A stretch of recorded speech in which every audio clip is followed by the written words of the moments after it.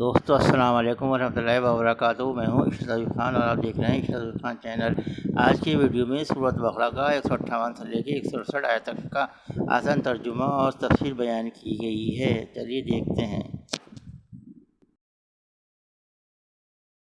ان الحمد للہ نحمده ونستعینه ونستغفره ونعوذ باللہ من شرور انفسنا ومن سیئات اعمالنا من يهده الله فلا مضل له ومن يضلل فلا هادي له واشهد ان لا اله الا الله وحده لا شريك له واشهد ان محمدا عبده ورسوله اما بعد فان خير الحديث كتاب الله وخير الهدي هدي محمد صلى الله عليه واله وسلم وشر الامور محدثاتها وكل محدثة بدعة وكل بدعة ضلالة وكل ضلالة في النار۔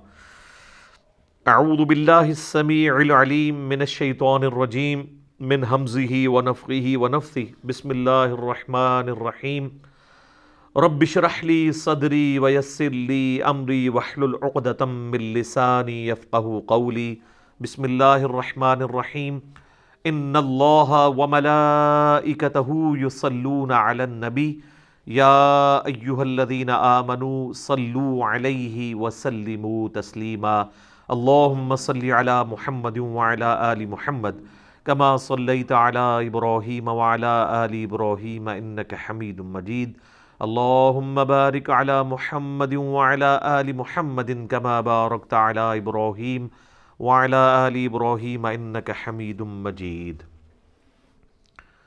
اللهم ربنا آتنا في الدنيا حسنة وفي الآخرة حسنة وقنا عذاب النار ربنا آتنا من لدنك رحمة وهيئ لنا من أمرنا رشدا لا الہ الا انت سبحانک انی کنت من الظالمین حسبنا اللہ ونعم الوکیل یا حی یا قیوم برحمتک استغیث ولا حول ولا قوة الا باللہ العلی العظیم آمین۔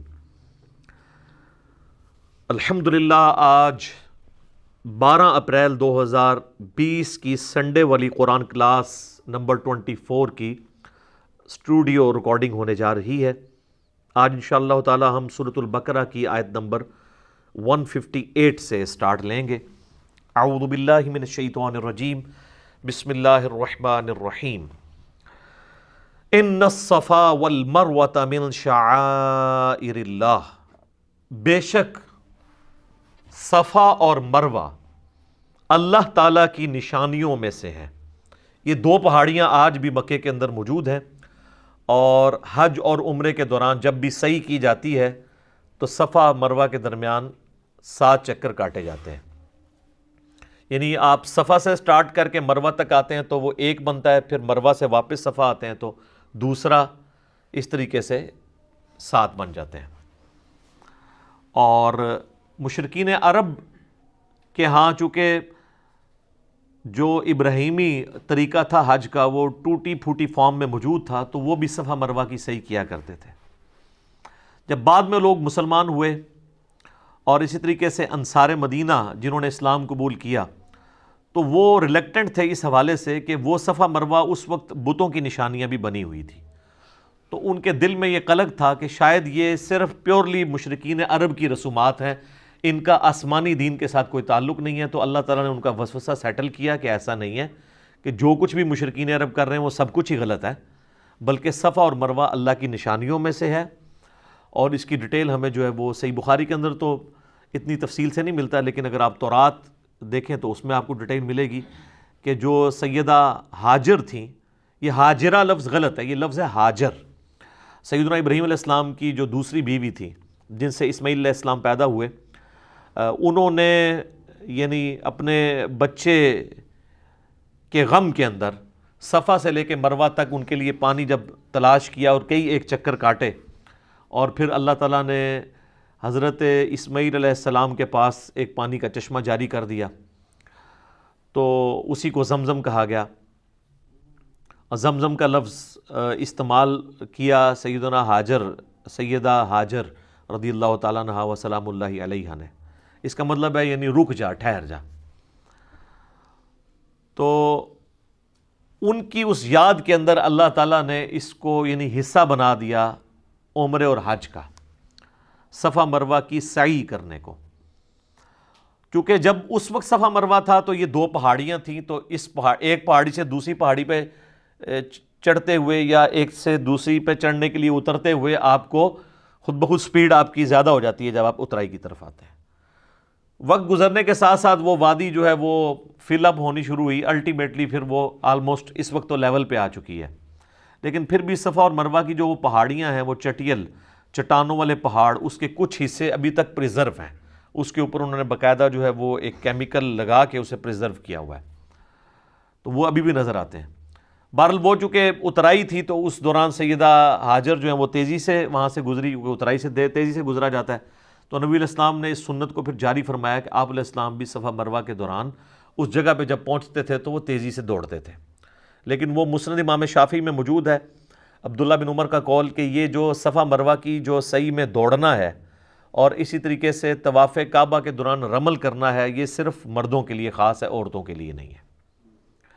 عورتیں یہ کام نہیں کریں گی، مردوں کے لیے سنت ہے. تو وہ صفا مروہ کے اندر جو سعی کی جاتی ہے اس کو اللہ تعالیٰ نے کہا کہ ہماری نشانیوں میں سے ہے، کیونکہ اس کو ہمارے ایک پیغمبر کی بیوی کے ساتھ نسبت ہے، اس لیے یہ اللہ کی نشانیوں میں سے ہے، سمبلز آف گاڈ، شاعر اللہ میں سے ہے.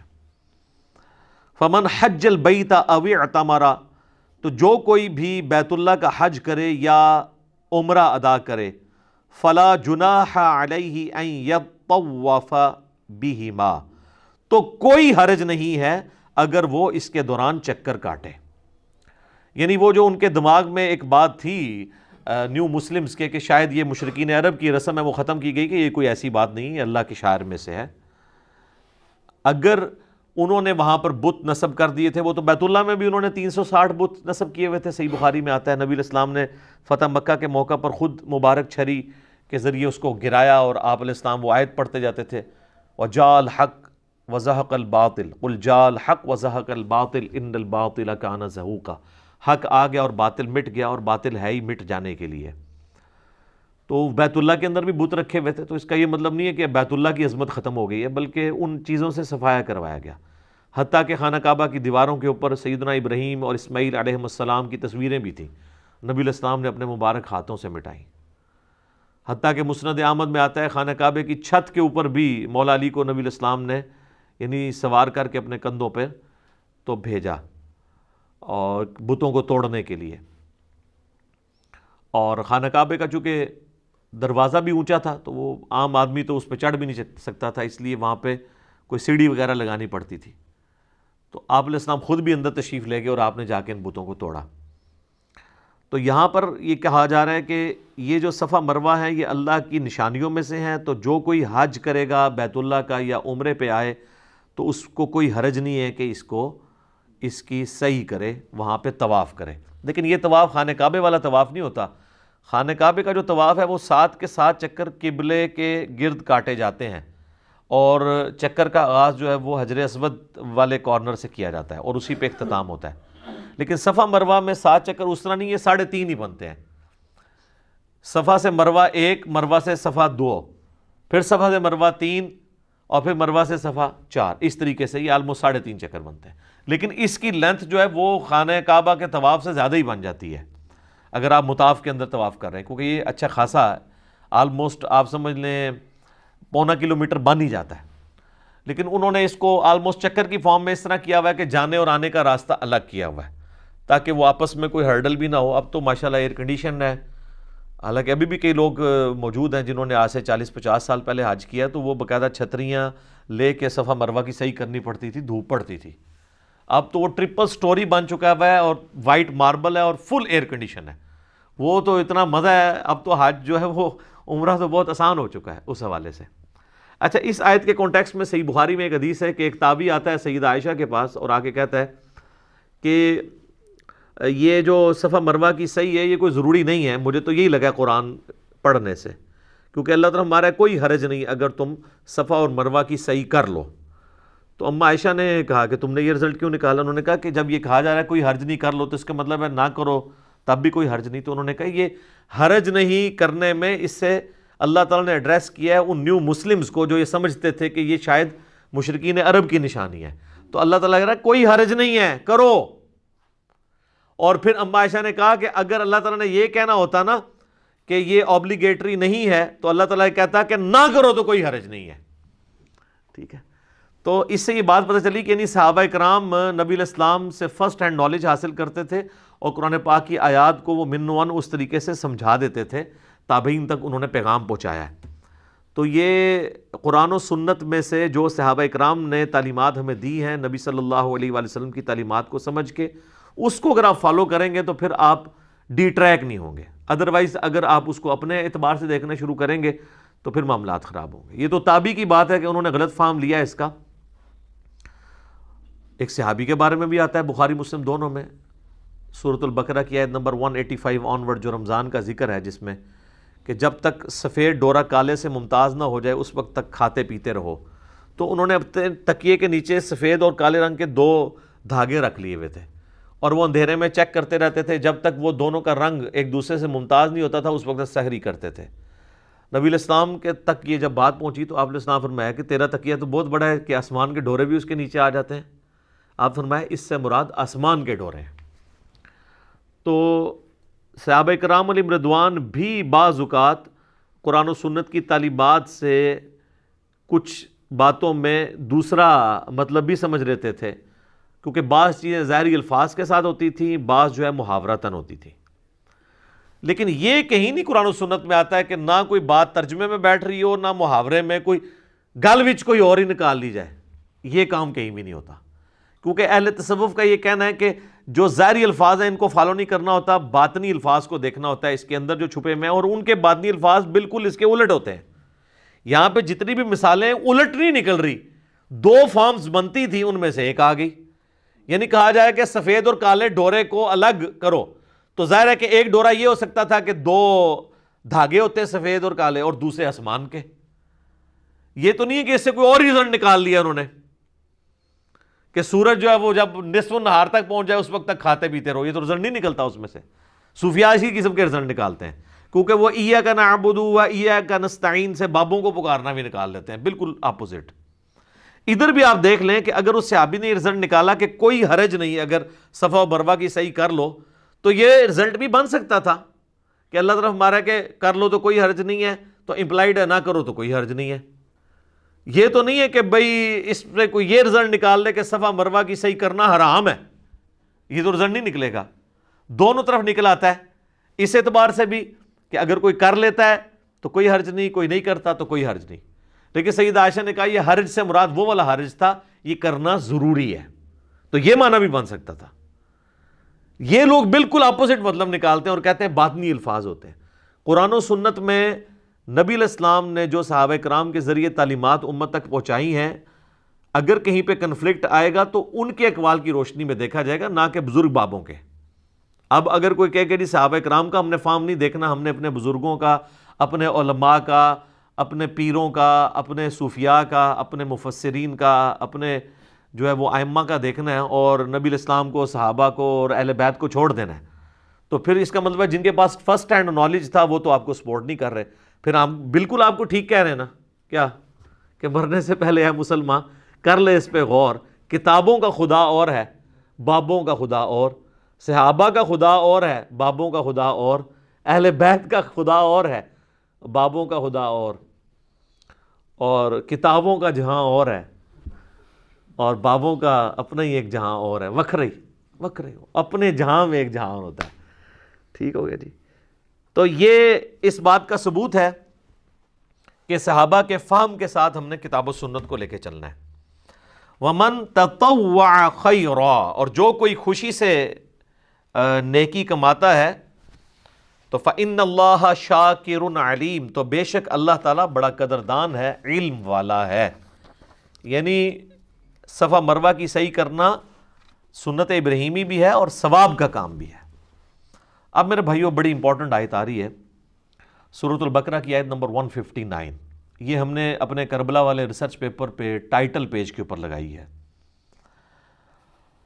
کہ اللہ تبارک و تعالیٰ نے یہود و نصارہ کو اس بات کے اوپر گرفت کی ہے کہ یہ لوگ اپنی کتابوں میں آئے ہوئے حق کو چھپاتے تھے، اور ظاہر ہے اس میں جو گرفت ہے وہ علماء پہ ہے کہ وہ اپنی پبلک تک وہ بات نہیں پہنچنے دیتے تھے۔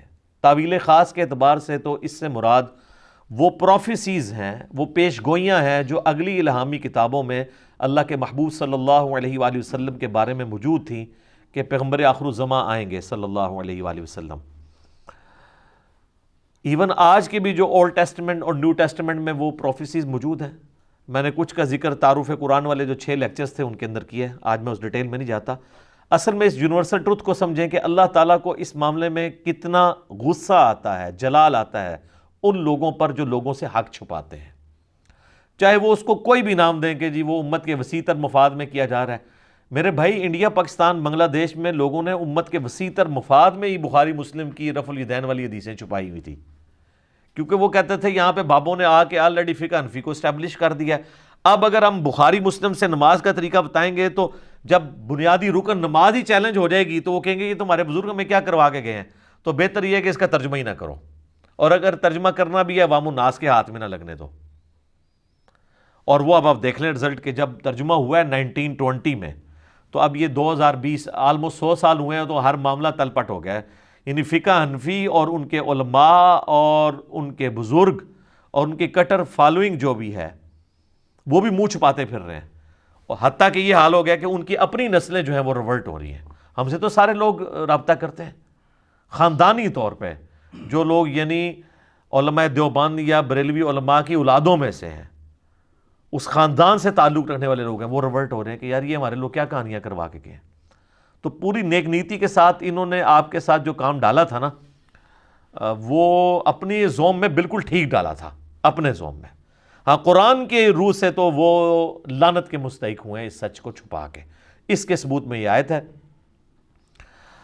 ان الذین یکتمون ما انزلنا من البینات، بے شک وہ لوگ جو چھپا لیتے ہیں ان روشن دلیلوں میں سے جو ہم نے نازل کی ہیں، والہدا، اور ہدایت کی باتیں، من بعد ما بیناہ للناس، بعد اس کے کہ ہم نے کھول کر بیان کر دیا ہے اسے لوگوں کے لیے، فی الکتاب، اپنی کتاب میں۔ یعنی یہاں پہ ظاہر کتاب سے مراد جو ہے وہ اولڈ ٹیسٹمنٹ اور نیو ٹیسٹمنٹ ہے، یعنی تورات، انجیل، زبور، وہ ساری کتابیں ہیں، صحائف۔ لیکن ظاہر یہ اللہ تعالیٰ نے یونیورسل ٹروتھ کے طور پہ چیز بتائی ہے۔ یہ قرآن کی آیات آفاقی ہیں، جسے فٹ اسے گفٹ۔ اولئک یلعنہم اللہ ویلعنہم اللاعنون، ایسے لوگ جو حق کو چھپا لیتے ہیں ان پر اللہ کی لعنت اور تمام لعنت کرنے والوں کی لعنت ہے۔ استغفر اللہ واتوب الیہ من کل ذنب واتوب الیہ الا الذین تابوا، ہاں ان میں سے جو لوگ توبہ کی روش اختیار کر لیں گے، واصلحوا، اور اپنی اصلاح کر لیں گے۔ اور صرف توبہ اور اصلاح سے کام نہیں چلے گا کہ یار میں نے جو حق چھپایا ہوا تھا میں توبہ کرتا ہوں، نہیں، بتانا بھی ہوگا کیا چھپایا تھا۔ وَبَيَّنُوا، اور بیان بھی کر دے جو کچھ اس نے چھپایا ہوا تھا۔ یعنی بخاری مسلم سے وہ رفع الیدین کی حدیثیں بھی بتا دے، اور رفع الیدین کرنے والے جو ہے نا وہ آل امیہ کی بدماشیوں پہ جو روایتیں ہیں نا وہ بھی بتا دے، تب ان کی توبہ قبول ہونی ہے، ادروائز وہ بھی لعنتی ٹھہریں گے۔ یعنی جتنا بڑا جرم یہ ہے نا کہ کوئی شخص رفع الیدین کی حدیثیں چھپائے، اتنا ہی بڑا جرم نبی علیہ السلام کی ان پروفیسیز کو دیکھیں۔ مشرکین عرب نے اگلی کتابوں میں جو پروفیسیز نازل ہوئی تھی ان کو چھپایا، تو اللہ نے کہا لعنتی۔ تو جو رسول اللہ پہ نازل ہوئی پروفیسیز کو چھپائے وہ اس سے بڑا لعنتی، کیونکہ رسول اللہ کی وہ چھپا رہا ہے نا۔ اور پھر اس سے بڑی بات رسول اللہ کا ماننے والا بھی ہو وہ بھی پروفیسیز چھپائے گا تو لعنتی۔ آپ بتائیں دلائل النبوہ ایک ٹاپک ہے، صحیح بخاری میں بھی ایک چیپٹر ہے علامات النبوہ، نبوت کی علامتیں، مشکات کی 30 جلد میں بھی اس نام سے ایک چیپٹر ہے۔ یہ ٹرم استعمال ہوتی ہے، دلائل النبوہ اور علامات النبوہ، یہ 2 ٹرمز استعمال ہوتی ہیں۔ نبی علیہ السلام کی وہ خبریں جن کی بنیاد پہ ہم یہ کلیم کرتے ہیں کہ آپ صلی اللہ علیہ وآلہ وسلم اللہ کے پیغمبر ہیں، کہ آپ نے اپنی زندگی میں مستقبل میں ہونے والے جو واقعات بتائے اور وہ اس طریقے سے پورے ہو گئے. کچھ پروفیسیز تو قرآن میں بھی آئی ہیں, جس طرح سورہ الروم کا آغاز ہی اس سے ہوتا ہے کہ وہ پرشین امپائر نے شکست دے دی تھی ایک بیٹل فیلڈ میں رومن امپائر کو, اور اس پہ مشرکین عرب بڑے خوش ہوئے. انہوں نے کہا کہ وہ بھی آسمانی مذہب کے ماننے والے ہیں, عیسائی, رومن امپائر, ان کو شکست ہوئی ہے. تو اینالوجی انہوں نے یہ بنائی, اور پرشین جو ہیں وہ چونکہ آسمانی مذاہب کو نہیں مانتے, وہ آتش پرست ہیں, تو یہاں پہ بھی ہم بت پرست ہیں, تو ہم بھی مسلمانوں کو جو آسمانی مذہب کے ماننے والے ہیں شکست دے دیں گے. تو اللہ تعالیٰ نے کہا نا, ان قریب, بضع سنین, عربی میں بضع سنین کہتے ہیں 9 سال کے اندر اندر, حد 9 سال. رومن امپائر جو ہے وہ دوبارہ پرشین امپائر پہ غالب آ جائے گی, اور اس وقت مسلمان خوشیاں منا رہے ہوں گے. تو بلکہ جب یہ آیات نازل ہوئی تو حضرت ابوبکر نے شرط لگا دی 3 سال کے اوپر, کہ 3 سال کے اندر. تو نبی علیہ السلام نے فرمایا 3 سال نہیں, بضع سنین جو ہے وہ 9 سال تک کے لیے آتا ہے, تم 9 سال کے اوپر لگاؤ. اس وقت شرط لگانا جائز تھا, اور وہ جیت بھی گئے پھر شرط, حضرت ابوبکر صدیق رضی اللہ عنہ کو. واقعی پھر فتح بھی ہو گئی. یہ تو خیر اس وقت تو یہ لوگ یہ دیکھ رہے تھے کہ یار, وہ دیکھتے تھے کہ جناب رومن اور پرشین کی آپس میں ٹسل ہو رہی ہیں, ایک دوسرے پہ غالب آتا ہے, دوسرا اس پہ غالب آتا ہے. یہ تو ظاہر تماشائیوں کے طور پہ دیکھ رہے تھے نا مسلمان. یہ مسلمانوں نے تو یہ سوچا ہی نہیں تھا کہ ان قریب یہ ہمارے پاؤں کے نیچے ہوں گے دونوں. ٹھیک ہے, اس کی آپ نے برا نہیں منانا. ایک وقت ہم بریلوی دیوبندیوں کے مناظرے دیکھا کرتے تھے کہ یار یہاں پہ بریلوی غالب آ گئے, یہاں پہ دیوبندی غالب آ گئے, یہاں پہ اہل حدیث آگے نکل گئے, یہاں پہ شیعہ نکل گئے, ادھر وہ پیچھے رہ گیا. یہ تو ہم نے سوچا ہی نہیں تھا کہ یہ سارے کے سارے جو ہیں وہ ہماری اس دعوت حق کے سامنے ڈھیر ہوئے ہوں گے. آپ دیکھ لیں کس طرح ڈھیر ہوئے ہیں. یعنی میں تو جب یہ چیزیں دیکھتا ہوں تو مجھے بالکل نظر آتا ہے کہ یار ہم تو بڑی ان کو حسرت کے ساتھ دیکھ رہے ہوتے تھے کہ یار اچھا یہاں اس کی دلیل مضبوط ہے. یہ تو پتہ ہی نہیں تھا کہ سارے لمبے پہ آ جان گے. پہن کے نہیں, یرموک اور قادسیہ انہوں نے بھی ہوئی ہے کہ نہیں, الحمدللہ. تو یہ پروفیسیز نبی علیہ السلام کی قرآن میں بھی کئی ایک ہیں جو پوری ہوئی ہیں. پھر قرآن میں بار بار جو چیز آئی ہے, هو الذی ارسل رسولہ بالہدی ودین الحق لیظہرہ علی الدین کلہ. یہ جب پروفیسی دی جا رہی تھی کہ غلبہ حاصل ہوگا, تو غلبہ تو مشرکین عرب پہ تو نبی علیہ السلام کی وارث زندگی میں ہوا, لیکن آپ کی وفات کے بعد غلبہ رومن اور پرشینز کے اوپر بھی ہوا, اور یہ نبی علیہ السلام کی پروفیسیز پوری ہوئیں اسی طریقے سے. اگر آپ کی زندگی میں ہوتی تو اپنی زندگی میں تو بڑے بڑے جنگجو آئے اور انہوں نے بڑی بڑی حکومتیں اسٹیبلش کی. سکندر اعظم بھی آیا نبی علیہ السلام سے بہت پہلے. آپ علیہ السلام کے بہت بعد چنگیز خان آیا جس نے سلطنت عباسیہ الٹ دی. لیکن نبی علیہ السلام ایک جنگجو نہیں تھے بلکہ ایک پیغمبر تھے. اور وہ فرق کہاں سے ہمیں ظاہر ہوتا ہے؟ نمبر 1 چیز ہے دلائل النبوہ اور علامات النبوہ, کہ نبی علیہ السلام ایسی پیش گوئیاں کر کے گئے ہیں جو من و عن اس طریقے سے پوری ہوئی ہیں. بخاری مسلم میں حدیث ہے کہ ان قریب کیسر جو ہے وہ ختم ہو جائے گا, قیامت تک کوئی کیسر روم پھر نہیں ہوگا, ہمیشہ کے لیے رومن امپائر ختم ہو جائے گی. یہ بہت بڑی پروفیسی ہے. ان قریب جو ہے وہ کسرا ختم ہوگا ایران کا, قیامت تک کوئی کسرا نہیں ہوگا. دیکھ لیں سر 1500 سال ہو گئے ہیں, کوئی دوبارہ امپائر, بلکہ اب تو امپائر بننے کے چانس ہی ختم ہو گئے, اب تو ملک بن چکے ہیں, اب تو نیا کانسیپٹ, ملکوں کا کانسیپٹ آ گیا. تو نبی علیہ السلام جب یہ باتیں فرما رہے تھے اس وقت تو غیب کی چیزیں تھیں, آج تو ہم دیکھ سکتے ہیں ظاہر ہو چکی ہیں. یہ چیز یہ ثابت کرتی ہے کہ آپ اللہ کے پیغمبر ہیں. اسی ٹاپک کو محدثین کہتے ہیں دلائل النبوہ, دلائل النبوہ یا علامات النبوہ. امام بیہقی نے آلموسٹ 3500 احادیث اسی ٹاپک پہ جمع کی ہیں. اس کا نام ہی انہوں نے رکھا ہے دلائل النبوہ. اچھا یہ لفظ نبوہ ہے, نون کے اوپر پیش ہے, زبر نہیں ہے. اردو میں ہر چل جاتا ہے لیکن عربی میں اصل میں یہ لفظ نبوت ہے. تو ختم نبوت لفظ ہوگا, نبوت نہیں ہے, نون پہ بھی پیش اور با پہ بھی پیش. تو دلائل النبوہ جو کتاب ہے 3500 احادیث ہیں, اس میں انہوں نے ثابت کیا کہ نبی علیہ السلام نے کون کون سی پیش گوئیاں کی. اور سر وہ تو اس وقت تک تھیں, یہ تو 5ویں صدی ہجری میں لکھی گئی ہے. اس میں کئی ایک پیش گوئیاں وہ ہیں جو اس کتاب کے بعد پوری ہوئی ہیں, جو آج ہم ویریفائی کر سکتے ہیں. مثلا تاتاریوں کے ساتھ جو مسلمانوں کی جنگیں ہیں, جس پہ بخاری مسلم میں حدیث ہے کہ ان قریب تم ایسے لوگوں سے قتال کرو گے جو چپٹے چہرے والے ہوں گے, موٹے ناک والے, ڈھال کی مانند, وہ سارے چائنیز جو ہوتے ہیں. تو یہ حدیثیں بخاری مسلم میں تو موجود تھیں, لیکن یہ پروفیسی تو آ کے 8ویں صدی کے اندر آ کے پوری ہو رہی ہیں. تو اس وقت مسلمانوں تو نہیں سوچا تھا کہ یہ ہوگا سارا معاملہ. تو یہ دلائل النبوہ، نبی الاسلام کی جو نبوت کی خبریں ہیں، یہ اس بات کا ثبوت ہے کہ آپ اللہ کے پیغمبر ہیں. کیونکہ کسی اور جنگجو نے کبھی یہ پیش گوئی نہیں کی ہے کہ میرے بعد یہ ہوگا اور وہ اس طریقے سے ہو جائے. یہ آپ کو دوسرے جنگجوؤں سے ممتاز کرتی ہے. نمبر 2، جتنے بھی جنگجو آئے انہوں نے کوئی سسٹم نہیں دیا اپنے فالوورز کو. وہ انہوں نے حکومتیں بنائی، قبضہ کیا، اپنی رٹ اسٹیبلش کی، چلے گئے، پیچھے ان کے لوگ لڑتے مرتے رہے. لیکن نبی الاسلام ایک سسٹم دے کے گئے، اور اس سسٹم کی برکات ہیں کہ باقی سارے انقلاب وقت کے ساتھ ختم ہو گئے، لیکن نبی الاسلام کا انقلاب آج بھی گلی گلی موجود ہے. دنیا میں 1.5 ارب لوگ ہیں جو اس پیغمبر کے ماننے والے ہیں. دنیا کا کوئی ملک نہیں جہاں پر نماز نہ پڑھی جاتی ہو. کوئی چنگیز خان کا ماننے والا، کوئی سکندر اعظم کا ماننے والا کوئی دکھائیں دنیا میں کہیں ہے؟ یہ وہ انقلاب ہے جو انقلاب، حالانکہ اس انقلاب کے بعد بھی آپس میں خانہ جنگی ہوئی مسلمانوں میں، لیکن اس چیز کے اوپر سب کا یونانیمسلی ایگریمنٹ رہا کہ اللہ، رسول، قرآن، آخرت، وہ سارا کچھ چلتا رہا.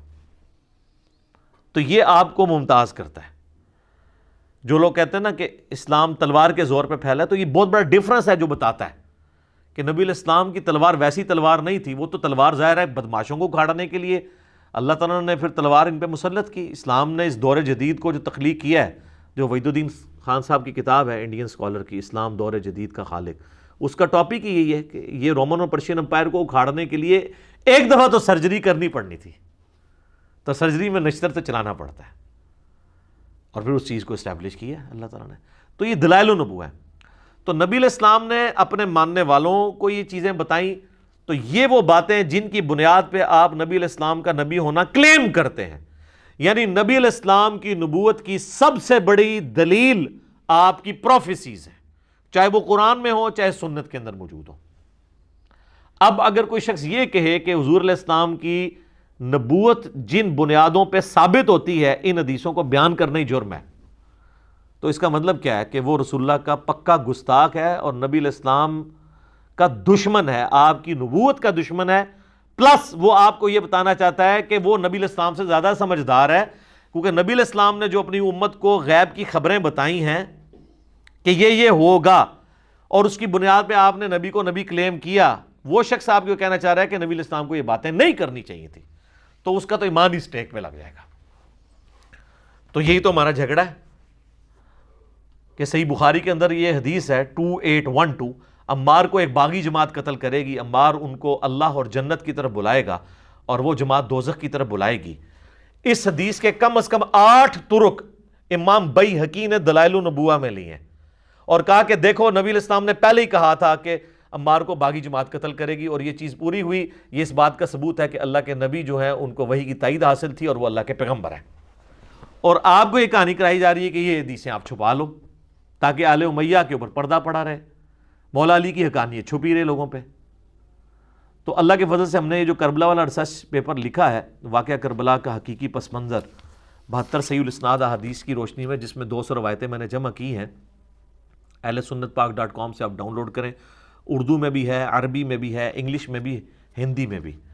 مین سٹریم کی کتاب میں اکثر بخاری مسلم سے احادیث ہیں، اور ادر دین بخاری مسلم میں کوئی ایک حدیث بھی ایسی نہیں ہے جس پہ دور حاضر کے بڑے بڑے محدثین، چاہے وہ شیخ البانی ہوں، شیخ زبیر لیزئی ہوں، شیخ شعیب آرنوت ہوں رحمہم اللہ اجمعین، ان کی تحکیم نہ لگی ہوئی ہو.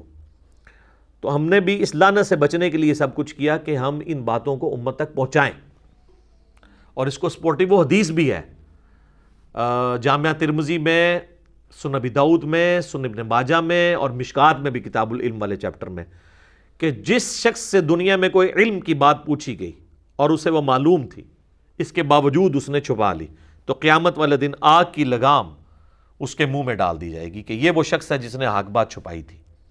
اور آپ سارے مفسرین کی تفسیریں اٹھائیں، ابن کثیر کو اٹھا لیں، طبری کو اٹھا لیں، سب لوگ جب یہ آیت آتی ہے نا 159 البقرہ کی، تو یہ حدیث کوٹ کرتے ہیں وہ ترمذی کی کہ حق چھپانے والے کے منہ میں لگام ڈالی جائے گی. ان میں سے خیر کئی خود بھی ایسے ہوتے ہیں جو خود بھی یہ کام کر رہے ہوتے ہیں، لیکن وہ بات یہ بتا رہے ہوتے ہیں کہ جو یہ کرے گا اس کے ساتھ یہ حرکت ہو جائے گی، قیامت والے دن اللہ کا عذاب اس کے اوپر آ جائے گا.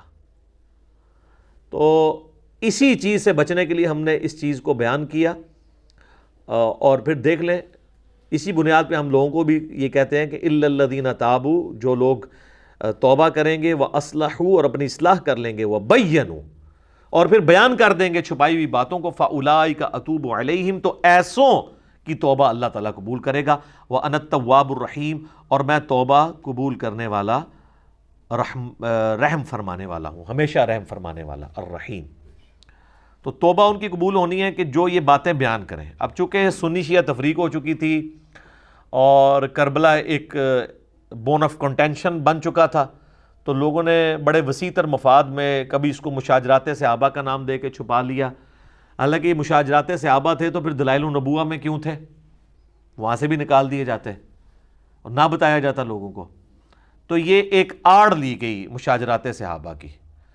تو مشاجرات صحابہ میں حضرت علی رضی اللہ تعالیٰ عنہ علیہ السلام کے مخالفین کو تو یہ لے کے آتے ہیں، جب حضرت عثمان غنی رضی اللہ تعالیٰ عنہ کی شہادت کا معاملہ آتا ہے تو وہاں پہ ان کو مشاجرات صحابہ بھول جاتا ہے، وہاں پہ وہ کہتے ہیں باغی، فتنہ پرور لوگ، حالانکہ دوسری طرف وہاں پہ بھی صحابہ ہی تھے۔ ہم اس معاملے میں بھی حضرت عثمان کے ساتھ ہیں، جس طرح یہاں مولا علی کے ساتھ کھڑے ہیں جنگ جمل صفین اور نہروان کے اوپر۔ تو یہ بڑی دو نمبری ہے کہ آپ ایک معاملے کے اندر تو مشاجرات کا نام لے کے اسے ٹال دیں، اور دوسری جگہ آپ آ کے جو ہے وہ اس کو یوز کرنا شروع کر دیں۔ ایک جگہ تو آپ وہ حدیث کوٹ کر لیں ابو داؤد ترمذی ابن ماجہ کی، علیکم بسنتی و سنت الخلفاء الراشدین المہدیین، تم پر میری سنت اور میرے خلفائے راشدین کی سنت لازم ہے، اور دین میں نئی نئی بدعتوں سے بچنا، اور میری اور میرے خلفائے راشدین کی سنت کو داڑھوں کے ساتھ مضبوطی سے پکڑ لینا۔ تو ہم پھر بار بار یہ پوچھتے ہیں کہ یہ حدیث آپ حضرت عثمان تک تو لے کے آتے ہیں، جب حضرت علی کی باری آتی ہے تو آپ کہتے ہیں باتیں ڈسکس نہیں ہونی چاہیے، تو حضرت علی کے خلیفہ راشد نہیں ہیں۔ تو اس کو وہ پنجابی کہنے ہیں میٹھا میٹھا ہپ ہپ تے کوڑا کوڑا تھو تھو۔ تو اللہ کا شکر ہے کہ ہماری دعوت حق سے جہاں پہ ہم نے قرآن کی توحید کو بیان کیا، جو غدیر خم پہ نبی الاسلام نے ہمیں قرآن اور اہل بیت دو چیزیں دی تھیں، صحیح مسلم میں اوپر ترے 4 حدیث 6225 سے 6228 تک، تو اس پلیٹ فارم سے الحمدللہ قرآن کی توحید بھی بیان ہوئی اور اہل بیت کا دفاع بھی ہوا ہے۔ بعض لوگ جو ہیں وہ آدھے غدیر خم پہ کھڑے ہیں، وہ توحید کو لے کے بیٹھے ہیں، اہل بیت کا نام آتے ہی ان کو جناب مصیبت پڑ جاتی ہے، اور بعض لوگ صرف اہل بیت کا نام لے کے چل رہے ہیں اور قرآن کی توحید کا نام سنتے ہی ان کے ماتھے پہ بل آنا شروع ہو جاتا ہے۔ یہ وہ پلیٹ فارم ہے جہاں سے پورے کا پورا دین بیان ہو رہا ہے۔ باقی سب لوگ آدھی آدھی باتیں، افتؤمنون ببعض الکتاب وتکفرون ببعض، کتاب کے کچھ حصے کو مانتے ہیں کچھ کو چھوڑتے ہیں۔ تو اللہ نے فرمایا ایسے لوگوں کی پھر جزا یہ دنیا میں ذلت اور رسوائی، اور آخرت میں بڑے عذاب کی طرف انہیں جھونکا جائے گا۔ اللہم اجرنا من النار، آمین۔ ان الذین کفروا وماتوا وہم کفار، بے شک وہ لوگ جو کہ کفر اختیار کرتے ہیں اور وہ مر جاتے ہیں اس حال میں کہ وہ کفر ہی پر ہوتے ہیں، اولئک علیہم لعنت اللہ والملائکۃ والناس اجمعین، ایسے لوگوں پر اللہ کی لعنت، اللہ کے فرشتوں کی لعنت اور ساری انسانیت کی لعنت، خالدین فیہا، وہ رہیں گے ہمیشہ ہمیش اس دوزخ میں، لا یخفف عنہم العذاب، ان سے وہ عذاب ہلکا نہیں کیا جائے گا، ولا ہم ینظرون، اور نہ ہی انہیں کوئی مہلت دی جائے گی۔ تو یہ کافروں کے بارے میں کیٹاگوریکل ڈیسیژن آ گیا، لیکن یہ اس کافر کے بارے میں ہے جو توبہ کے بغیر مر گیا۔ اگر موت کے غرغرے سے پہلے توبہ کر لی تو جامع ترمذی میں حدیث ہے کہ موت کے غرغرے سے پہلے اللہ توبہ قبول کر لیتا ہے۔ اور سورہ الفرقان کی آیت نمبر 70 میں آیا ہے کہ جو لوگ دنیا کی زندگی میں شرک سے توبہ کر لیں گے، اللہ تعالیٰ ان کے گناہوں کو بھی نیکیوں سے بدل دے گا اگر وہ پکی توبہ کر لیتے ہیں، بشرطے کہ ان کی توبہ درست ہو۔ ایک پاکستانی توبہ ہے نا، اور ایک اللہ کے نزدیک توبہ ہے۔ اللہ کے نزدیک خالی خلی توبہ کوئی شے نہیں ہے، اللہ کے نزدیک توبہ ہے اصلاح کے ساتھ۔ میرا یوٹیوب کے اوپر ایک کلپ بھی ہے، اللہ کی رحمت سے دھوکہ، اس میں نے اس آیت کو بریف کیا تھا، چونکہ یہ کریٹیکل آیت ہے، یہ نکال لیں سورہ النحل کی آیت نمبر، سورہ نحل جو ہے وہ پارہ نمبر 14 میں آخری صورت ہے، بالکل اینڈ پہ جا کے نا یہ آیت آئے گی جس میں اللہ تعالیٰ نے اپنا اصول بیان کیا ہے کہ اللہ تعالیٰ نے توبہ کس کی قبول کرنی ہے۔ آیت نمبر 119 ہے آپ کے بلو والے قرآن میں، 282 نمبر پیج ہے، سورۃ النحل کی آیت نمبر 119، 14ویں پارے کا آخری صفحہ، اس کی پہلی لائن ہے، ثم ان ربک للذین عملوا السوء بجہالۃ، پھر اس کے بعد تمہارا رب ان لوگوں کے حق میں جو کہ گناہ کر لیتے ہیں جہالت کے اندر، ثم تابوا، اور اس کے بعد پھر توبہ کر لیتے ہیں، من بعد ذالک، اس گناہ کے ہونے کے بعد، وَأَصْلَحُوا، اور اپنی اصلاح بھی کر لیتے ہیں۔ یہ اصلاح کا ذکر تو سورۃ البقرہ کی آیت نمبر 159 میں بھی آیا تھا، ان ربک من بعدہا، بے شک تیرا رب اس کے بعد ان کے حق میں لغفور الرحیم، ضرور بالضرور بخشش فرمانے والا، مہربان ہوگا۔ کس کے حق کے اندر؟ جو لوگ جہالت میں گناہ کر بیٹھے ہیں، اس کے بعد وہ فوراً توبہ کر لیں اور اپنی اصلاح بھی کر لیں، اس کے بعد معاف کرے گا۔ ہمارے لوگ کہتے ہیں نہیں، صرف توبہ سے ہی معافی ہو جائے گی۔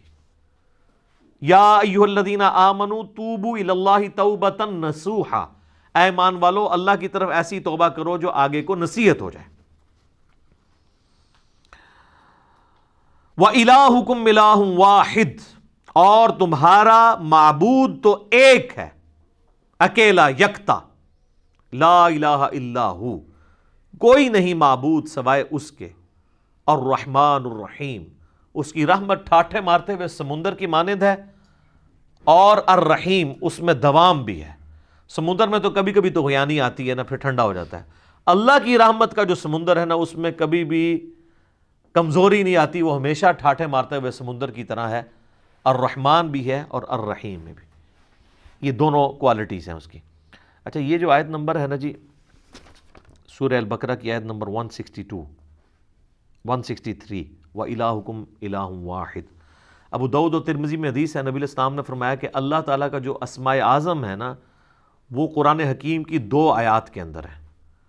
ایک آیت آپ نے سورہ البقرہ کی یہ آیت پڑھی، وَإِلَٰهُكُمْ إِلَٰهٌ وَاحِدٌ لَا إِلَٰهَ إِلَّا هُوَ الرَّحْمَٰنُ الرَّحِيمُ، اور دوسرا ہے سورہ آل عمران کی شروع کی آیت پڑھی، الف لام میم اللہ لا الہ الا هو الحی القیوم۔ اور پھر آپ علیہ السلام نے فرمایا کہ اللہ کے جو اسماء اعظم ہیں، یعنی جس کے ذریعے اللہ کی طرف دعا کی جائے تو اللہ تعالیٰ محروم نہیں لوٹاتا، وہ ان 2 آیات کے اندر ہے۔ آپ علیہ السلام نے یعنی اس کو اسپیسیفائی نہیں کیا، لیکن ظاہر ہے جو اللہ کے نام آ رہے ہیں وہی اسماء اعظم ہیں، الرحمن، الرحیم، یا حی یا قیوم، یہ دونوں اس میں آتے ہیں، اور یہ الرحمن الرحیم یہاں پہ۔ اس لیے آپ دیکھتے ہیں میں جب کبھی بھی دعا کرواتا ہوں تو وہ جو جامع ترمذی میں حدیث ہے کہ پہلے اللہ کی حمد بیان کرو، اس کے بعد دروشی پڑھو، اور پھر اللہ سے مانگو، تو پھر اللہ تعالیٰ تمہاری دعا قبول کرے گا۔ تو میں ہمیشہ اسماء اعظم جو پڑھ رہا ہوتا ہوں اس میں یہ 2 آیات بھی پڑھتا ہوں، سورہ البقرہ کی آیت نمبر 163 اور سورہ آل عمران کی شروع کی آیات، وَإِلَٰهُكُمْ إِلَٰهٌ وَاحِدٌ لَا الہ الا هو الرحمن الرحیم، الف لام میم اللہ لا الہ الا هو الحی القیوم۔ اب میرے بھائیو، اگلی جو آیت ہے نا سورہ البقرہ کی آیت نمبر 164، اسے آیت الآیات کہا جاتا ہے، اس کا نام ہے۔ ایسی آیت جس میں اللہ کی کئی آیات بیان ہوئی ہیں، اللہ کی قدرت کی نشانیاں، سائنز آف گاڈ، ایک نہیں بے شمار۔ اور قرآن حکیم میں سورۃ البقرہ کی آیت نمبر 164 کے مقابلے پہ کوئی ایک آیت ایسی نہیں ہے جس میں صرف ایک آیت کے اندر اللہ تعالیٰ کی قدرت کے فزیکل فینومینا آف نیچر، جو اللہ تعالیٰ کے فینومینا بنائے ہوئے ہیں، وہ سارے کے سارے آلموسٹ بڑے بڑے فینومینا جو قرآن پاک میں سکیٹرڈ فارم میں ہیں، جن کو التذکیر بھی آلاء اللہ کہا گیا ہے، وہ بیان ہوئے ہوں، سوائے اس آیت کے۔ ان فی خلق السماوات والارض، بے شک آسمانوں اور زمین کی تخلیق میں، واختلاف اللیل والنہار، اور رات اور دن کے آنے جانے میں، والفلک التی تجری فی البحر، اور کشتیوں کے، جہازوں کے سمندروں میں چلنے میں، بما ینفع الناس، جو کہ لوگوں کے نفع کے لیے چلتی ہیں، یعنی وہاں سے سی فوڈ جو ہے وہ شکار کیا جاتا ہے۔ وما انزل اللہ من السماء من ماء، اور اللہ تعالیٰ جو نازل فرماتا ہے آسمان سے پانی، فاحیا بہ الارض بعد موتها، اور پھر اس پانی کے ذریعے مردہ زمین کو زندہ کر دیتا ہے، یعنی سبزہ اگا دیتا ہے اس پانی کے ذریعے۔ وَبَثَّ فِيهَا مِن كُلِّ دَابَّةٍ، اور اللہ تعالیٰ نے جو زمین میں ہر طرح کے جانور پھیلا دیے ہیں، وَتَصْرِيفِ الرِّيَاحِ، اور ہواؤں کے بدلتے رہنے میں، وَالسَّحَابِ الْمُسَخَّرِ بَيْنَ السَّمَاءِ وَالْأَرْضِ، اور بادلوں میں جو کہ اللہ تعالیٰ کے حکم کے پابند ہیں، آسمان اور زمین کے اندر جو سسپینڈڈ ہیں بادل، لَآيَاتٍ لِقَوْمٍ يَعْقِلُونَ، اس کے اندر اللہ تعالیٰ نے آیات رکھی ہیں ان لوگوں کے لیے جو اپنی عقل استعمال کرتے ہیں۔ دیکھ لیں کتنی نشانیاں اللہ تعالیٰ کی قدرت کی اس میں گنوائی گئی ہیں۔ نمبر 1 آسمان اور زمین کی تخلیق، نمبر 2 رات اور دن کا آنا جانا، نمبر 3 جہازوں کا سمندروں میں چلنا اور اس کے ذریعے سی فوڈ کا حاصل کرنا، نمبر 4 آسمان سے پانی کا برسنا، نمبر 5 اس پانی کے برسنے سے زمین کو اللہ نے مردہ ہونے کے بعد دوبارہ سے زندہ کر لیا، نمبر 6 زمین میں ہر طرح کے جاندار پھیلا دیے، لو جی سب کچھ کور ہو گیا، نمبر 7 ہواؤں کے چلنے میں جو کہ بادلوں کو لے کے آتی ہیں، اور نمبر 8 بادلوں کا آسمان اور زمین کے درمیان جو ہے وہ سسپینڈڈ ہونا، جس کے ذریعے اللہ تعالیٰ بارش برساتا ہے۔ یہ سب کی سب اللہ تعالیٰ کی قدرت کی نشانی ہے، یعنی جس میں ذرا سی بھی عقل ہے اللہ تعالیٰ ہمارا ہے، وہ ان چیزوں کو دیکھ کے رزلٹ پہ پہنچ جائے گا کہ یہ کسی کے کرنے سے ہو رہا ہے۔ God is the only explanation of all the physical phenomena in this universe۔ اللہ ہی واحد وضاحت ہے اس کائنات میں ہونے والے ہر فزیکل فینامنا کی۔ تو اب جس اللہ کی یہ کوالٹیز ہیں اس کے مقابلے پہ اگر کسی اور کے ساتھ وہ چیزیں وابستہ کر دی جائیں تو اس سے بڑا کوئی جرم نہیں ہو سکتا، اور یہی اللہ اس چیز کا حقدار ہے کہ اس کے ساتھ شدید محبت کی جائے، دلی محبت آخری درجے کی، جو کسی اور مخلوق کے ساتھ نہیں ہو سکتی۔ تو اللہ تعالیٰ اب ایک کرائٹیریا پھر اس حوالے سے ڈسکس کر رہے ہیں، وَمِنَ النَّاسِ مَن يَتَّخِذُ مِن دُونِ اللَّهِ، اور لوگوں میں ایسے لوگ بھی ہیں، ایسے بدبخت لوگ ہیں جنہوں نے اللہ کے سوا اور ہستیوں کو پکڑ لیا ہے، اندادً يُحِبُّونَهُمْ كَحُبِّ اللَّهِ، اللہ کے مقابلے پہ انہیں اپنا ند مان لیا ہے، مد مقابل، اور ان سے ویسی محبت کرتے ہیں جیسی اللہ سے کرنی چاہیے تھی۔ اللہ اکبر، یہ آیات پڑھی جاتی ہے نا تو لوگ سمجھتے ہیں شاید یہ مشرکین عرب کے بارے میں نازل ہوئی تھی۔ تو مشرکین عرب اگر اس جرم کے اوپر مجرم ہے اللہ کے حضور، تو آج بھی جو لوگ یہ کر رہے ہیں وہ بھی اسی طریقے سے مجرم ہیں۔ اور آپ کو آج مسلمانوں میں اکثریت ایسے لوگوں کی نظر آئے گی جو اگر آپ ان سے حلفیہ بیان لیں تو وہ کبھی یہ نہیں کہیں گے کہ ہم اللہ سے بڑھ کے کسی سے محبت کرتے ہیں، لیکن ان کا ایٹیچیوڈ یہی ہے۔ وہ آپ کو کبھی شعر سنائیں گے، اللہ اللہ کیے جانے سے اللہ نہ ملے گا، اللہ والے ہیں جو اللہ سے ملا دیتے ہیں، اور اللہ والے ان کو کہہ رہے ہوتے ہیں جو اپنی عبادت کروا رہے ہوتے ہیں۔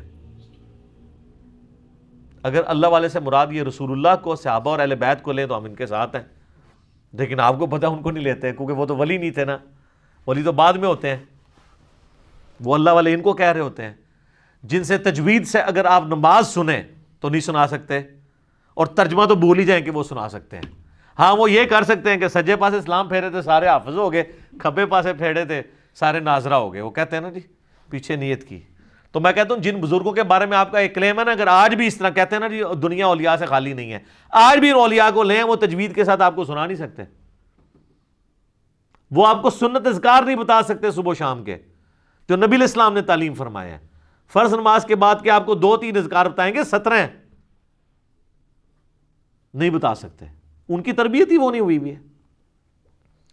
تو وہ ان ہستیوں کے بعد، حتیٰ کہ سورہ الزمر کے اندر جا کے آئے گا، سورۃ المومن کے اندر، کہ ان کے سامنے جب اکیلے اللہ کا ذکر کیا جاتا ہے تو ان کے دل گھٹنے شروع ہو جاتے ہیں، اور جب اللہ کے ساتھ اور ہستیوں کو شامل کیا جاتا ہے تو ان کے پھر دل پھیل جاتے ہیں۔ اور آپ یہ کر کے دیکھ لیں جناب، آپ اللہ کی توحید بیان، ہم تو کئی بار یہ تجربہ کر چکے ہیں، آپ اللہ کی توحید بیان کریں تو ان کو چڑ ہو جاتی ہے، وہ کہتے ہیں کوئی بزرگوں کا بھی ذکر کرو نا جی۔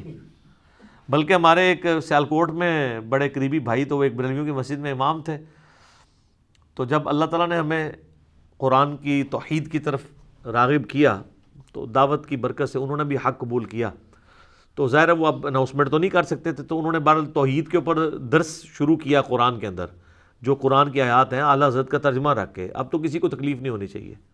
تو 2-4 دن تو توحید برداشت کی انہوں نے، اور پھر بابے جو ہے مسجد کے اکٹھے ہو گئے. انہوں نے کہا ایک جناب اللہ نہیں دھوندے رہندے ہو ہر ٹائم، کو بزرگوں کا بھی ذکر کریا کرو. یہ دیکھیں پنجابی کا محاورہ نے یوز کیا، ہر ٹائم اللہ نہیں دھوندے رہندے ہو.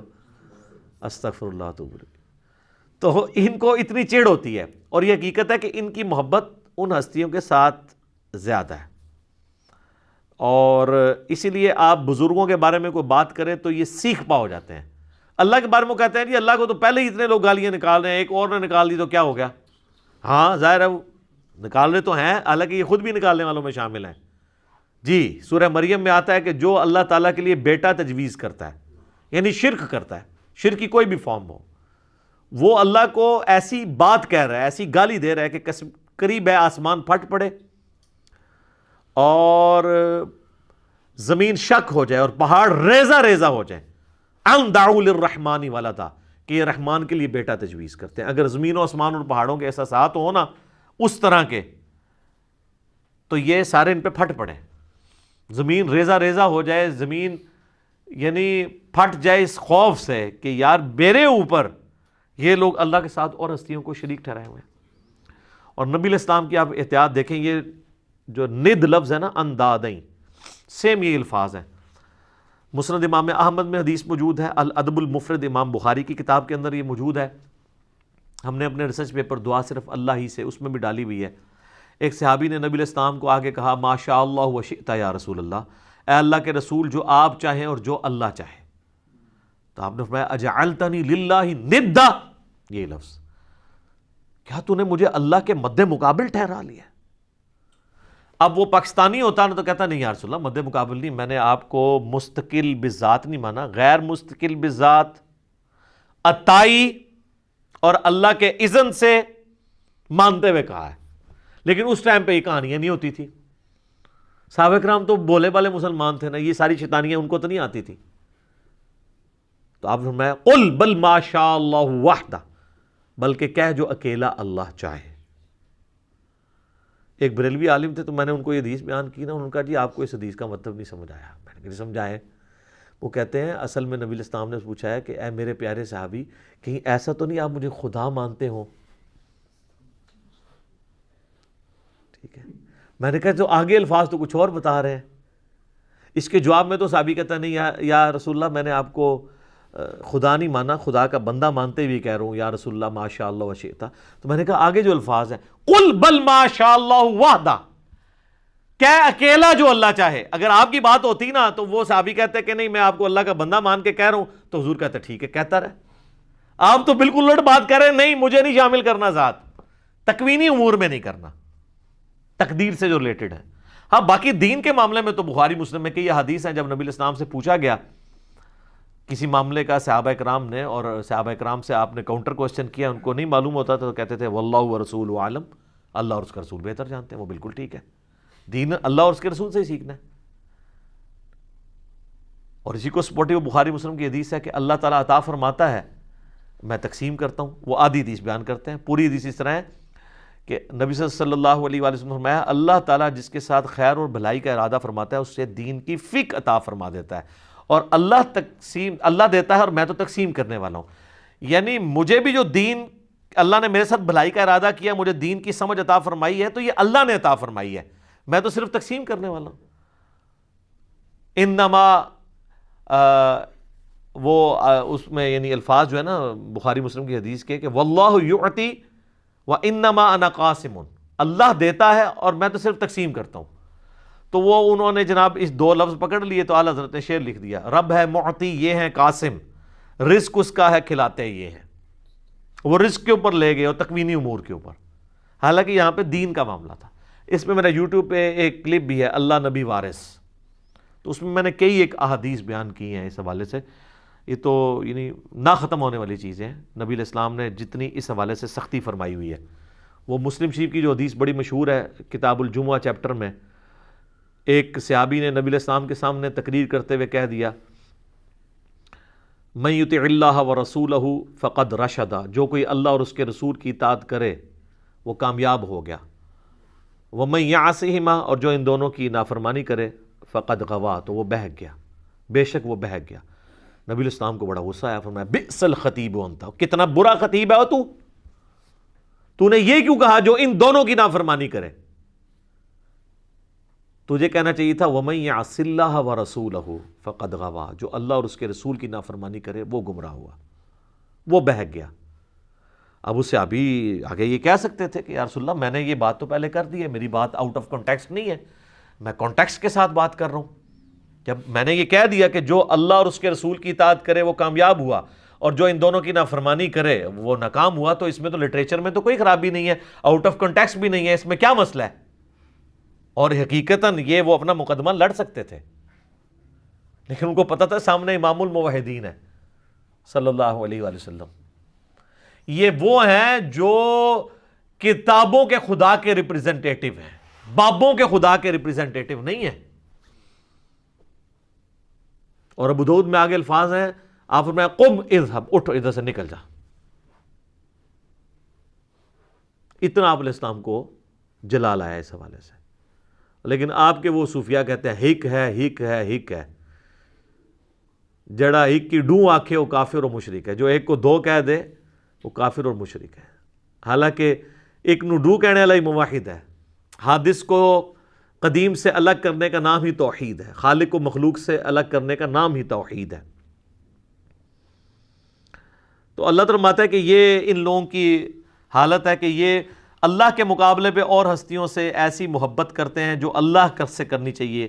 والذین آمنوا، اور جو لوگ ایمان والے ہیں، اشد حبا للہ، ان کی تو شدید ترین محبت اللہ کے ساتھ ہوتی ہے، اور اس لیول کی محبت ہوتی ہے کہ جامعہ ترمذی میں حدیث ہے، نبی علیہ السلام نے فرمایا کہ اللہ تعالیٰ سے محبت کرو کہ اس نے تمہیں نعمتوں سے نوازا ہے، اور مجھ سے اس لیے محبت کرو کہ میں اللہ کا رسول ہوں،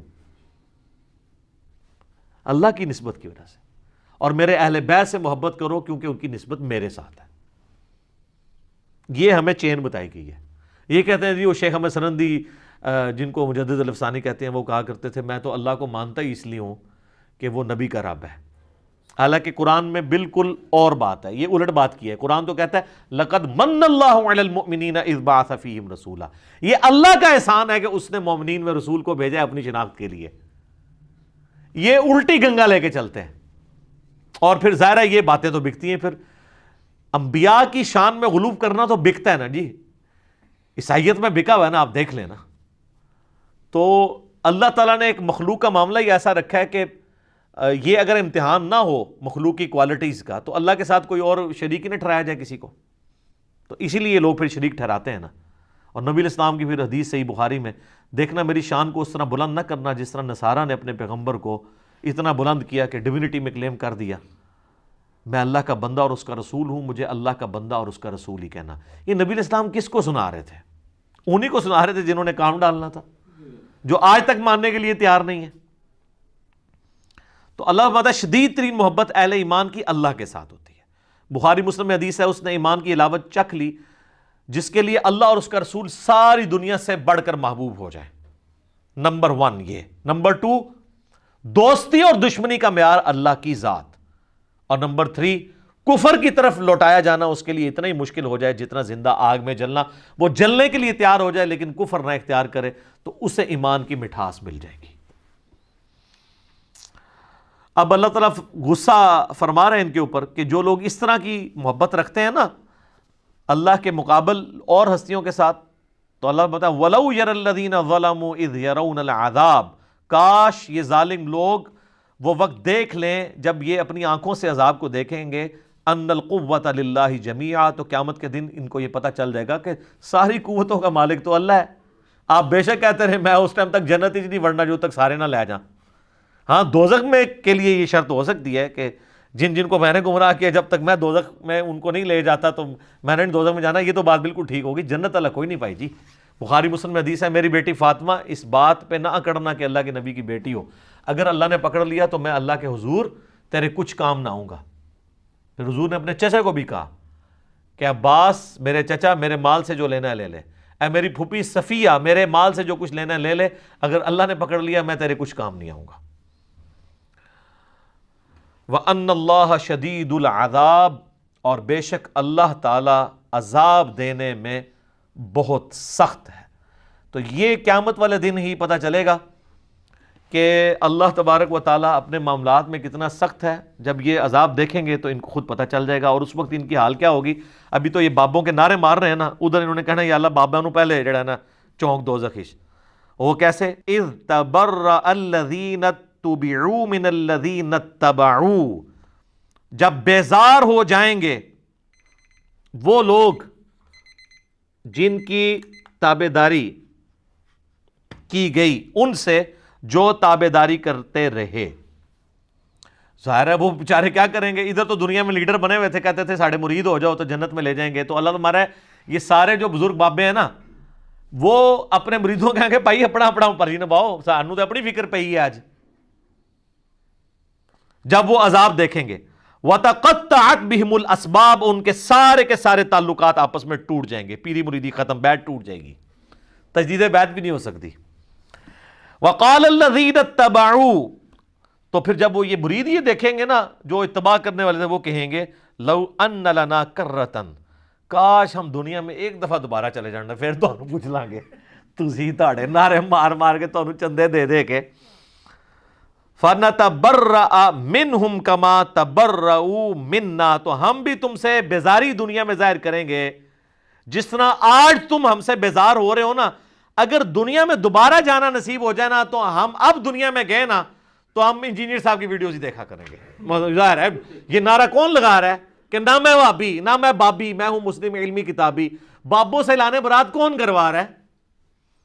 جو نبی علیہ السلام کی مبارک دعوت کو لے کے چل رہا ہے، اور آپ سے ریکویسٹ کرتا ہے کہ مرنے سے پہلے اے مسلمان کر لے اس پہ غور، کتابوں کا خدا اور ہے، بابوں کا خدا اور. اچھا وہ یہ کہیں گے یار یہ تو کافروں کے بارے میں آیات ہے. ان سے صرف ایک معصومانہ سوال کریں کہ یہ بتائیے، ہم لوگوں سے یہ کرتے تھے کہ یہ بتائیں کہ یہ جو آیات ہے اس میں غلام احمد قادیانی فال کرے گا کہ نہیں؟ کہ جو قادیانی ہیں وہ قیامت والے دن جب غلام احمد قادیانی کہے گا آج تو میں خود عذاب میں جا رہا ہوں، میں تمہارا کیا کروں، تو قادیانی یہ کہیں گے کہ کاش ہم دنیا میں چلے جائیں تو ہم بھی تجھ سے لانے میں. کہتے ہیں بالکل کریں گے. تو ہم کہتے ہیں غلام احمد قادیانی تو قرآن کے نزول کے 1300 سال بعد آیا ہے، تو اس میں تو نہیں ذکر، یہ تو مشرکین عرب کے بارے میں آیات ہے. تو وہ کہیں گے نہیں مسئلہ یہ ہے کہ جو بھی کرے گا تو آڑے نہیں کرتے. ہم کوئی بات کر دیں کہ اللہ کے فضل سے ہم نے یہ بات سمجھائی ہے بڑے اعتماد کے ساتھ، کہتے ہیں میں کرتا ہے. وہ آپ کے تو میں کہتے ہیں کہ سارے اولیاء کی گردن پہ میرا پاؤں ہے، آپ کہتے ہیں سبحان اللہ، حالانکہ آپ کہنا چاہیے لعنت اللہ. کبھی ابو بکر صدیق نے کہا سارے صحابہ کی گردن پہ میرا پاؤں ہے؟ اتنے متکبرانہ جملے کے اوپر سبحان اللہ کہنا چاہیے؟ شیخ عبد القادر جیلانی کی طرف جھوٹ منسوب ہے، ہم نہیں کہتے انہوں نے کہا ہوگا. اگر انہوں نے کہا تو وہ پھر اولیاء اللہ نہیں ہوں گے، اور اگر اولیاء اللہ میں سے ہیں تو وہ اتنے تکبر کے ساتھ نہیں بول سکتے. تو وہ کہیں گے آج ہم دنیا میں اگر کاش ہمیں واپس اللہ بھیج دینا ہم بھی اس طرح تبرہ کریں گے. یہ تبرہ لفظی سے نا اعلان برات، ٹھیک ہے، تبرہ کریں گے جس طرح آج تم کر رہے ہو. کذالک یریہم اللہ اعمالہم حسرات، یوں ہی اللہ تعالیٰ ان کے برے اعمال ان کے سامنے کر دے گا اس حال میں کہ وہ پشیمانی میں ہوں گے. علیہم ان کے لیے، وما ہم بخارجین من النار، والعیاذ باللہ تعالی، اور وہ کسی صورت آگ سے نکل نہیں پائیں گے. اللہم اجرنا من النار، اللہم انی اعوذ بک من عذاب جہنم ومن عذاب القبر ومن فتنة المحیا والممات ومن شر فتنة المسیح الدجال ربنا اصرف عنا عذاب جہنم ان عذابها کان غراما. آمین. تو یہ دیکھ لیں یہ آخرت میں یہ کچھ ہونا ہے. تو دنیا میں اگر کسی کو پتہ چل جاتا ہے سورہ الاحزاب پڑھ کے دیکھ لیں، وہاں پہ وہ کہیں گے کہ ہمارے بزرگوں کو دگنا عذاب دے اللہ جن کی وجہ سے ہم گمراہ ہوئے. بالکل آخری رکوع میں. تو آپ یہ قادیانیوں کی تو میں نے وصف مثال دی ہے، آپ دیوبندیوں سے اگر پوچھ لیں کہ یہ احمد صاحب بریلوی صاحب کے ماننے والے ان کے بارے میں یہی کہیں گے، بالکل کہیں گے. اور بریلویوں سے پوچھے کہ اشرف تھانوی صاحب کے ماننے والے قیامت دن یہی کہیں گے، بالکل کہیں گے. تو یہ تو اجماع ہی ہوا ہے اس کے اوپر بزرگوں سے تبرہ کرنے پہ. تو اے تبرے جڑے نا بزرگوں سے کرو جے کرنے جے اعلان برات، ٹھیک ہے، اس سے پہلے کہ وہ آپ سے اعلان برات کریں. اور دیکھیں اللہ تعالیٰ کتنا شفیق ہے، اس نے قیامت کی جو وہ ویڈیو تھی نا پہلے ہی چلا دی ہے تاکہ وہاں جا کے آپ کو شرمندگی جو ہونی ہے نا پہلے ہی پتہ چل جائے اور آپ مرنے سے پہلے غور کر لیں. کیا کہ مرنے سے پہلے اے مسلمان کر لے اس پہ غور، کتابوں کا خدا اور ہے، بابوں کا خدا اور یقین جان ایک دفعہ بھی زندگی میں تو نے غور کیا نا تیرے اندر سے آواز نکلے گی. کیا کہ نہ میں وہابی نہ میں بابی، میں ہوں مسلم علمی کتابی۔ دیکھ لو بابے نو کیسا کیسا رگڑا لگ رہا ہے، ٹھیک ہو گیا۔ بے شک بابا بچاؤ مہم کریں، بابے تو اللہ تعالیٰ نے پہلے ہی ختم کرتے ہیں۔ اللہ تعالیٰ سے دعا ہے جو حق بات میں نے کہی ہمارے دلوں میں راسخ فرمائے، اگر جذبات میں میرے منہ سے غلط بات نکل گئی اللہ تعالیٰ ہمارے دلوں سے معاف کر کے اسے معاف بھی فرما دے۔ سبحانک اللہم وبحمدک اشہد ان لا الہ الا انت استغفرک واتوب الیک وما علینا الا البلاغ المبین۔ جزاکم اللہ خیر۔